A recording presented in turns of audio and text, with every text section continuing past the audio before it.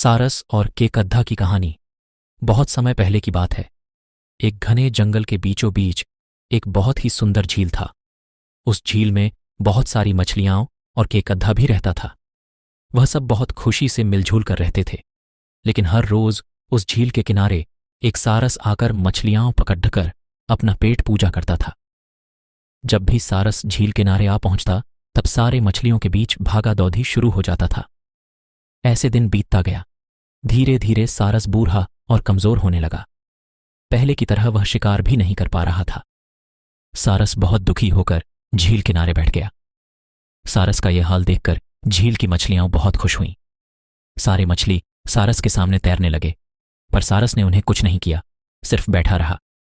ऐसे कुछ और दिन बीत गए। सारस को ऐसे एक जगह बैठा हुआ देखकर केकद्धा सारस के पास आया और पूछा, भाई, 2-3 दिन से देख रहा हूं तुम यहां चुपचाप बैठे हो, एक भी मछली नहीं पकड़ा, खाना भी नहीं खाया, क्या बात है? केकद्धे की बात सुनकर सारस फुट फुट कर रोने लगा। सारस ने कहा, क्या बताए दोस्त, मैं बहुत ही दुखी हूं। कुछ दिन पहले एक ज्योतिषी ने मुझे एक बात बताया कि बहुत ही जल्दी यह झील सूखने वाला है। बिना पानी के तुम सब कैसे जी पाओगे? तुम सब मर जाओगे। तुम लोगों की मुझे बहुत चिंता हो रहा है, इसलिए मैंने खाना पीना छोड़ दिया। केकद्धे ने कहा, क्या बोल रहे हो? यह तो बहुत गंभीर और चिंता की बात है, मुझे सबको बताना होगा। सारस की बात केकद्धे ने झील की सारी मछलियों को बताया। सारी मछलियां और केकद्धा मिलकर सारस के पास गए और बोला, क्या बोल रहे हो, झील सूख जाएगा? तब हम सब कहां जाएंगे, क्या करेंगे? कोई तो उपाय होगा ना बचने का। हम सब ने तुमको हमारा दुश्मन समझा, पर तुम तो हमारे दोस्त निकले। हम लोगों की चिंता के कारण तुमने खाना पीना छोड़ दिया। दोस्त, अब तुम ही कोई उपाय बताओ। सारस ने कहा, अच्छा लगा सुनकर कि तुम सबने मुझे दोस्त माना है। एक उपाय है, कुछ ही दूर पर एक तालाब है। अगर तुम लोग चाहो तो मैं एक एक करके तुम लोगों को वहां छोड़ दिया सकता हूं। सारे मछली मान गए और कहा, ठीक है, ठीक है। तालाब में पहुंचाने के लिए अगले दिन से सारस एक एक मछली को अपने चोंच पर लेकर जाना शुरू किया।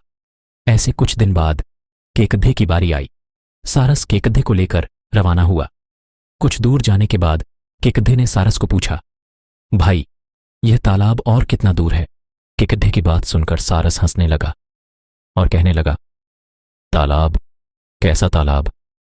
यहां कोई तालाब नहीं है। मैं तो खाने के लिए तुम सबको यहां लेकर आ रहा हूं। इतने दिनों से मछली खा खा कर बोर हो गया हूं। आज बहुत मजा आएगा तुमको खाकर। आसपास देखो, तुम्हारे सारे दोस्त की हड्डियां। अब तुम्हारी बारी है।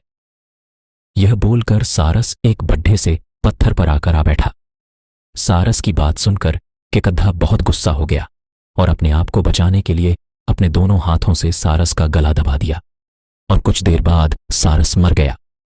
फिर केकद्धा अकेले झील वापस आ गया और बाकी मछलियों को सारस के चाल के बारे में बोला और कैसे उसने सारस को मार डाला यह भी बताया। सारे मछली बहुत खुश हुए और निश्चिंत होकर रहने लगे। इस कहानी से हमें यह सीख मिलती है कि हमें हर काम सोच समझ कर करना चाहिए और किसी की बातों में नहीं आना चाहिए।